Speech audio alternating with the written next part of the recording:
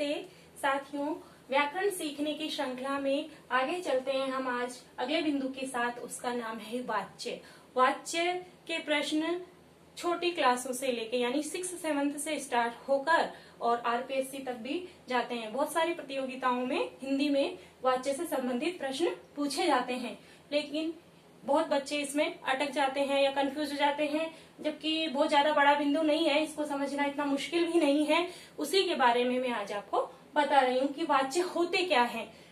क्रिया के जिस रूप से पता चले कि उसके प्रयोग का आधार कर्ता, कर्म या भाव है, उसे वाच्य कहते हैं। मतलब कि वाक्य में हमें पता चले कि जो काम हो रहा है उसमें किसकी अधिक प्रधानता है, कर्ता की प्रधानता है, कर्म की प्रधानता है या भाव की प्रधानता है। और इसी कर्ता, कर्म और भाव की प्रधानता के आधार पर वाच्यों को 3 भागों में बांटा गया है।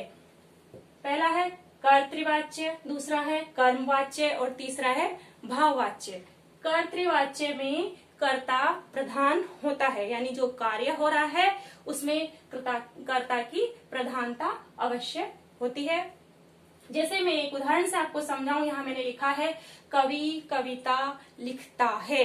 तो कविता किसके द्वारा लिखी गई? कवि के द्वारा। लेकिन यह है बोला मैंने कवि कविता लिखता है, कवि पे ज्यादा जोर आ रहा है और यहाँ पर वाक्य में कर्ता की ही प्रधानता है। इसी वाक्य को अगर मैं बोलूं कि कवि द्वारा कविता लिखी जाती है, तो ये वाक्य मेरा किसमें चला जाएगा? कर्मवाच्य में। क्यों चला जाएगा? क्योंकि जो मैंने द्वारा लगाया है उस द्वारा से किसके ऊपर वजन पड़ रहा है? कर्म के ऊपर। और वो कर्म के ऊपर वजन पड़ने से वह वाक्य किसमें चला गया? कर्मवाच्य में। तो साधारण सी बात है कि जहां पर कर्ता द्वारा, कर्ता प्रधान हो जिस वाक्य में और उसी के द्वारा काम हो रहा है लेकिन द्वारा लगा नहीं है वाक्य के बीच में, वह वाक्य कर्तृवाच्य कहलाते हैं। अब हम चलते हैं कर्मवाच्य की तरफ। कर्मवाच्य का एक उदाहरण हम देखते हैं। यहाँ पर महिला द्वारा भोजन पकाया जाता है। तो सबसे प्रमुख पॉइंट तो यहाँ पर यह है कि कर्मवाच्य में कर्म की प्रधानता आवश्यक है। कर्म होगा तभी कर्मवाच्य बनेगा। और दूसरा कि क्रिया सकर्मक होनी चाहिए। तीसरा कि इसमें कर्मवाच्य में द्वारा शब्द अवश्य आता है। यह द्वारा और क्रिया के अंत में जाता या जाति। क्रिया कैसी होती है इसमें? जाता या जाति। ठीक। तो महिला द्वारा भोजन पकाया जाता है, किसान द्वारा फसल उगाई जाती है, बच्चों द्वारा पढ़ाई की जाती है। इस तरह के वाक्य जिनमें द्वारा और जाता विद्यमान हो और सकर्मक क्रिया हो, तो वो वाक्य कर्मवाच्य कहलाते हैं। इसी प्रकार हम आगे चलें भाववाच्य की तरफ। भाववाच्य में भावों की प्रधानता तो होती ही है, लेकिन इसमें क्या होता है कि जो क्रिया है वह अकर्मक होती है और एक वचन इसमें होता है और अन्य पुरुष प्रधान ये होता है। तो नर्तकी से अब नाचा नहीं जाता। नर्तकी एक वचन है, नाचा नहीं जाता में भाव प्रधानता है। अगर मैं बोलूं कि नर्तकी नाचती है तो फिर क्या हो जाएगा?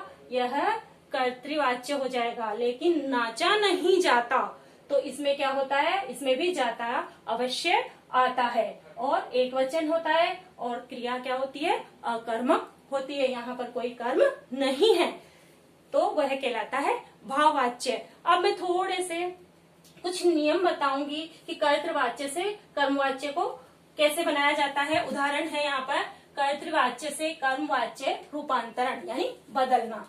कर्तृवाच्य मान लो आप परीक्षा में आ गया और बोल दिया गया कि इसको कर्मवाच्य बनाइए, तो हम कैसे बनाएंगे? जैसे मालिन माला बनाती है, तो ये क्या है? कर्तृवाच्य है। और इसको कर्मवाच्य अगर बनाना हो तो मैं कहूंगी मालिन द्वारा माला बनाई जाती है। मैंने पहले भी बताया कि एक तो द्वारा और एक जाति है। ये कर्मवाच्य के प्रमुख शब्द हैं और इनको आसानी से पहचाना भी जा सकता है और लिखा भी जा सकता है। इसी प्रकार कर्तृवाच्य से भाववाच्य का रूपांतरण कैसे हो, कैसे बदलेंगे? इसमें भी आसान है। मरीज चल नहीं सकता, ये तो कर्तवाच्य है क्योंकि मरीज नहीं चल सकता। लेकिन मरीज से चला नहीं जाता, इसमें भाव की प्रधानता हो गई और यह भाव की प्रधानता ही इस वाक्य को क्या बना रही है, भाववाच्य बना रही है कि मरीज से अब चला नहीं जाता। इसी तरह चलो दौड़ते हैं, यह कर्तृवाच्य और चलो दौड़ा जाए यह भाववाच्य। इसी प्रकार आज का आपका यह वाच्य का छोटा सा बिंदु समाप्त होता है। और आपको ये मेरे द्वारा दी गई जानकारी कैसी लगी कमेंट बॉक्स में अवश्य लिखिए और मेरे चैनल को लाइक सब्सक्राइब कीजिए और मुझे बताइए कि आगे आपको कोई परेशानी आ रही हो, इसमें भी परेशानी आ रही हो तो मैं आगे और नया बिंदु लेके आऊं, उसको समझाऊंगी और आपके साथ आप हमेशा मेरे साथ बने रहिए। धन्यवाद।